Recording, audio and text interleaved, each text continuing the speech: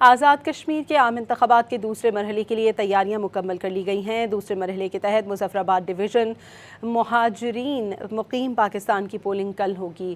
Muzaffarabad division کے کل 9 حلقے ہیں۔ ضلع مظفرآباد کے 5 جبکہ ضلع نیلم اور جہلم ویلی کے 2 حلقے ہیں۔ 3 اضلاع کے 9 حلقوں میں ووٹرز کی کل تعداد 8,90,621 ہے۔ مختلف سیاسی جماعتوں کے کل 208 امیدوار میدان میں ہیں۔ مظفرآباد ڈویژن 1483 پولنگ اسٹیشنز قائم کیے گئے ہیں۔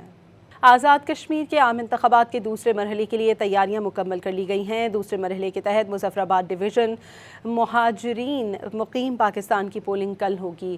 مظفرآباد ڈویژن کے کل 9 حلقے ہیں۔ ضلع مظفرآباد کے 5 جبکہ ضلع نیلم اور جہلم ویلی کے 2 حلقے ہیں۔ 3 اضلاع کے 9 حلقوں میں ووٹرز کی کل تعداد 8,90,621 ہے۔